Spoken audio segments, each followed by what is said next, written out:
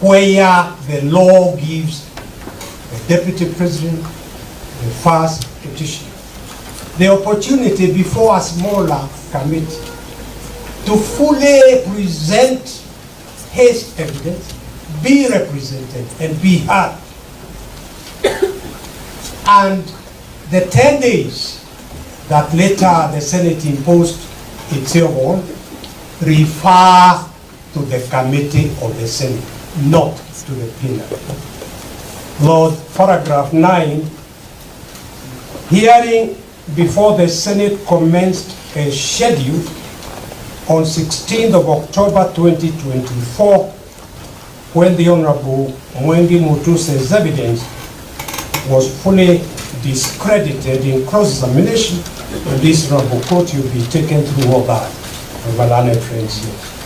Number 10, paragraph 10, on 17th of October 2024, that was on the second day of the hearing, the Senate allocated the Deputy President 2 hours to present his case. You will see, and you will be addressed, my lords, the fact that somehow the National Assembly was allocated 3 hours. Yet, the person that was being impeached was the Deputy President, not the National Assembly.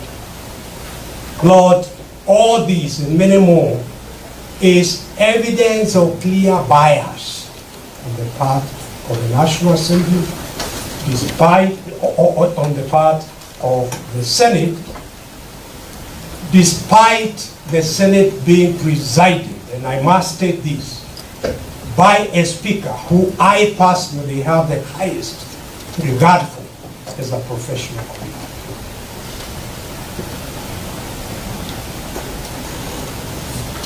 But on the second day, and I'm looking at paragraph 10, when the Deputy President was supposed to present his case in the 2 hours that he had been allocated, he fell ill and was rushed to hospital for urgent medical attention. Rejecting the request for adjournment, the Senate voted to impeach the Deputy President on 5 out of the 11 counts. And you find all that in RG 11, volume 9, pages 1689 to 1725, response by Brigadier Gachagua. And also RG 12, volume 9, pages 1752 to 1758, communication from Nigeria. My Lord, the third matter I wish to very quickly draw the court's attention to in this introduction background is the absolute failure for both the National Assembly and the Senate to address their minds to the threshold that the Constitution lays down for impeachment of a person elected into office by a plurality of votes. And here, my Lord, permit me to draw the court's attention to the fundamental distinction between presidential systems of government and parliamentary systems of government. In a parliamentary system of government, members of parliament are entitled and have the right to kick the Prime Minister out of office simply by passing a no confidence resolution. No one can question the members of parliament why they had lost confidence in the Prime Minister. There are many examples of parliamentary system. England is a parliamentary system. India is a parliamentary system. And in fact, although in South Africa they call their CEO president. It's actually a parliamentary system because the president of South Africa is elected not by a plurality of votes, but by votes, a majority of votes. So that distinction is important. The people of Kenya decided in August 2010 that they wanted to give unto themselves a pure presidential system.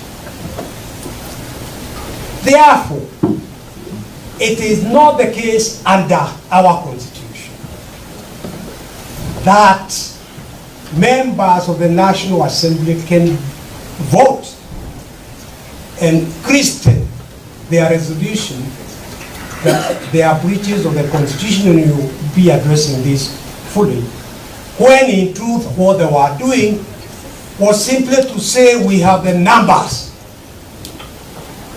passing a vote of no confidence, not violation of the constitution. That is not what is permitted in our constitution. And my Lord, if you look at paragraph 1 of our written submission, this is important. An impeachment is an important remedy, but one of last resort. In other words, there must be no other way of dealing with the person being impeached. One of last resort. Let me pause here to emphasize, in the National Cohesion Act, currently headed by my friend Reverend Court, one of the charges leveled against the first deputy, the first petition, was making utterances that, strictly speaking, should have been reported to the National Integration Commission. If impeachment is a last resort, why was the deputy president being rushed to impeachment on matters in respect of which he could have been taken to that National Cohesion Commission and even prosecuted? That was not respected the important dictate in presidential system that impeachment is a last resort. It is one to be used where there is an injury to the people. Why is that? Because in a presidential system, it is the people themselves, through a plurality of their votes, who elect both the president and the deputy president. The remedy should be limited to only the gravest political wrong. This is because the person to be removed from office came to that office through a popular mandate. The will of the people should therefore not be overturned.